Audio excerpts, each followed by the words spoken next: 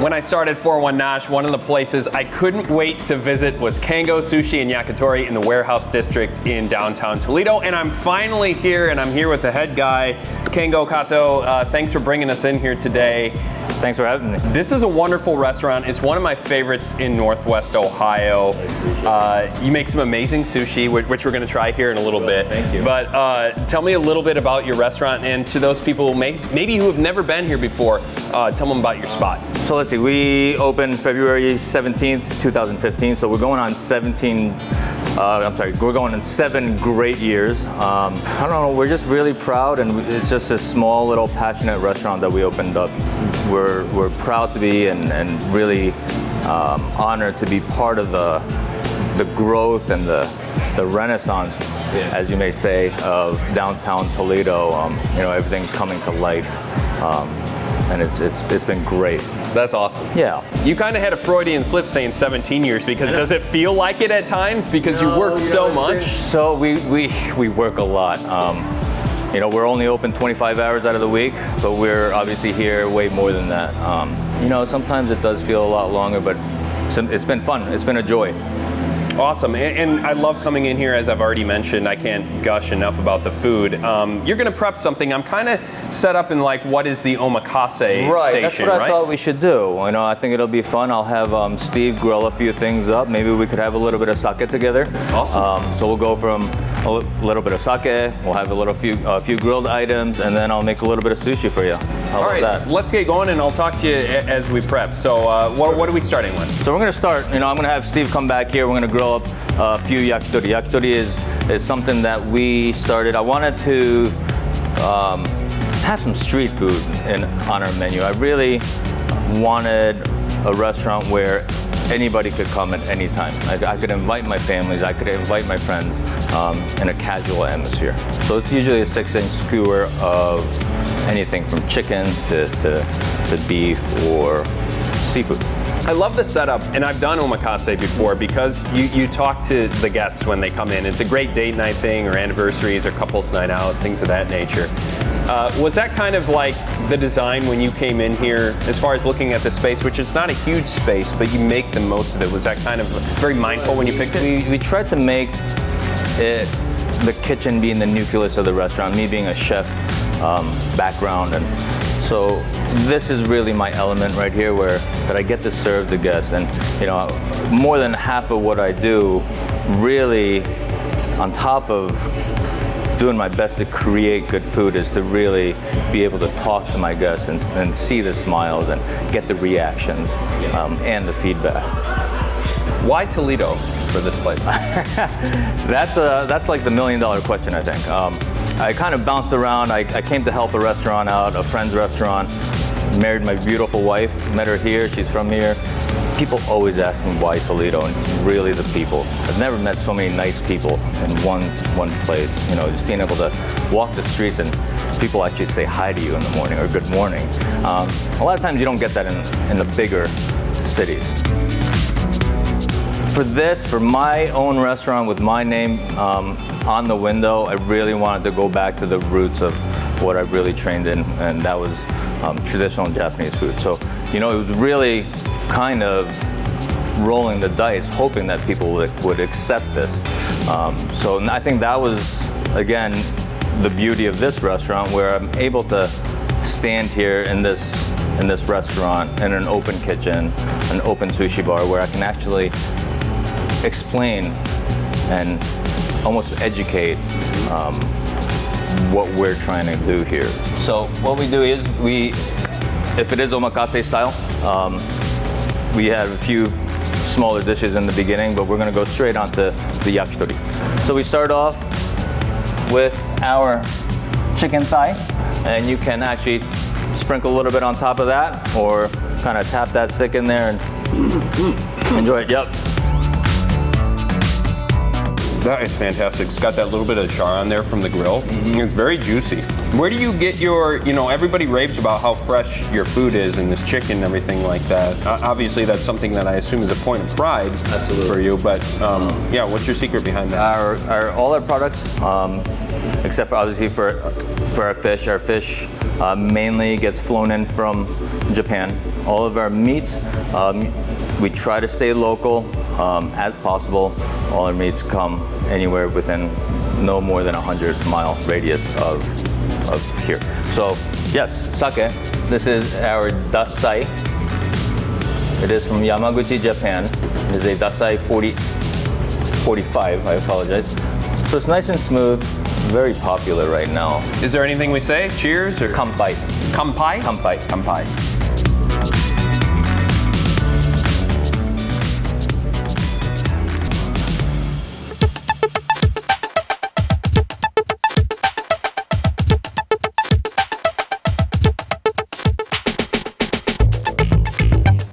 You mentioned that you get your fish from Japan. So 2 years ago, I was on a date here, and I got a fish. It was something that I ate the eyeball out of. It was probably the madai. Madai, that's what it was. So on the play of words, medetai means to be festive. So, you know, for birthdays and weddings or anything festive, anything happy, we try to eat something Thai. In this case, madai is what I served you last time. And I try to have that all the time. You're gonna have a little bit of that today.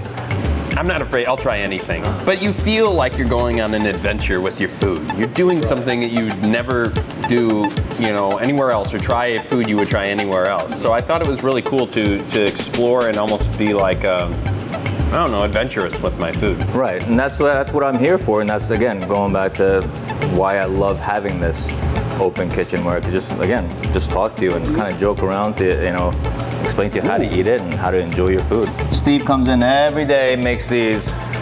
Really proud of it. Really proud of the recipe we came up with. It is our chicken meatballs. Well, here we go.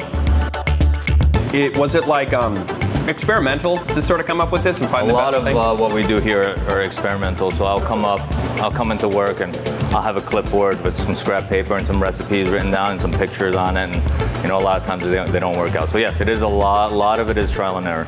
On to the next. All right. There's a grilled avocado. It's very simple. All we do is grill it, put a little bit of our soy. Right here we have our fresh wasabi relish. So a little bit goes a long way. I prefer to just kind of mash it up, make your own table-sized Japanese guac, as you may call it. Mix it up and enjoy with that spoon. So good. I love avocados. I like the little spoon too. Some respect for that. With the yakitori portion of our omakase complete, we moved on to the sushi. First piece right here is the bluefin otoro. So it is a belly cut of the bluefin tuna. Okay. And again, you're more than welcome to use your hand. That's why you have a wet napkin in front of you.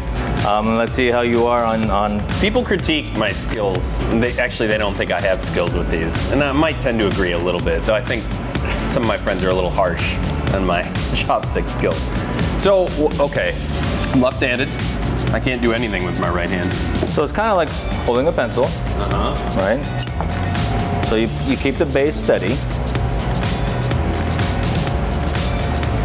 right? Yeah. And this you hold like a pencil, and this is the only part that moves. Okay, I get a little bit. Simple. That flavor. With just a little bit on there. So a little bit of wasabi, a little bit of our, again, we blend our own soy sauce here. It's just smooth, like you eat it and it just melts in your mouth. A lot of fat content to it, yeah. And what do we have here? So it is we call it a shima aji in Japanese. So in English, it is a Pacific skipjack. I love it for its fat content and its texture. It actually has nice texture to it. I love it. Now it feels a little heavier than the last one. That's supposed to feel like that. That's the fat content you're talking about. A lot meatier. Very good. All of it is like refreshing though, sushi. Right. Nice and clean. Yeah, clean. Fresh fish shouldn't taste like fish or shouldn't smell all fishy. And this is our salmon? This is our salmon. It is a Western raw salmon, so it is a sustainably raised salmon. So you do the omakases. Is the rest of your team then would take care of other orders? Is that how it goes? No, I do it all. As for pieces, you know, I have a great guy standing next to me. There's He's on his way to learning, but you know, step by step, he's rolling with me and showing interest, and possibly one day he'll be making pieces like this. How long did it take you to feel like you really mastered sushi? You know, people ask me that again. It's being a professional. I think it's how consistent you could do one thing every day, every piece, every bite. Stop the cameras. Gosh, I need a moment. That's so good. I also didn't eat it all today because I was anticipating this, so this is amazing to just be eating food in general, but that's amazing. So here is the madai that we talked about earlier. It is a white fish. It is very similar to a red snapper. And it's not red at all here right now because what we do here is we actually char the skin. So when you have it, it's gonna have a little nutty, smoky flavor to it. So what I got was with like the whole fish. That's something different on the menu that you can order. Right, so that's the head of this fish that you had. I met it personally. We had a relationship. Eye to eye. We put a little bit of something called momiji oroshi. It is a grated daikon radish with Japanese chili. A little bit of green onion, and instead of our usual blend of soy sauce, we put our ponzu sauce, which is a citrus soy. Very, very good. This is a Japanese horse mackerel. We call it an aji. So any shiny or blue skinned fish tends to be a little bit stronger, a little bit more pungent. So what we do here is kind of balance that out with some freshly grated ginger. And again, instead of the regular soy sauce, we make a white soy sauce here. Just that little bit of ginger, huh? Yep. Love that. I don't like it, no. It's really good. So this, it's getting harder and harder to get. Yeah. But it is not even a fish. It's not a fish, what is it? It is a A5 Wagyu. Oh, Wagyu. Okay, great. It's like tiny kitchen back here with the little utensils and everything. Fresh garlic, and then back to our house blend soy sauce. Now, where is this from? It is from Miyazaki, Japan. It's really good, that flavor that's in there, without cooking it, right? Right, well, it's lightly seared. Okay. Slightly seared, yep. Alrighty, so omakase, we usually finish off with a roll, or we always finish off with a roll. We call it the shimet, the closing, or the conclusion of the story here. So a little bit of wasabi here. This is a takuan. It is a Japanese pickled daikon radish. Some of the negi, which is the green onion. And then again, I like to think of it as a story that we created with omakase. So we go back to the same fish as the first piece that you had, which is the bluefin toro.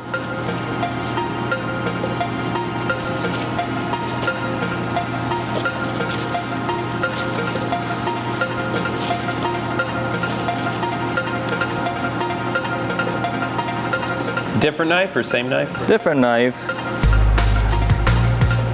Yeah, so that takuan, which is that pickled daikon that I talked about, is gonna have a little bit of crunch. It's gonna have a little bit of sweetness, a little bit of saltiness, and that should balance out that fatty tuna. So for this one, I have not seasoned it for you, so feel free to dip it in that soy sauce. Okay, great, I will. It is a story. It did take me back to those flavors at the beginning. I like it. Thank you very much. Oh, no, thank you. Check out Kengo in the Warehouse District, downtown Toledo. So much good food.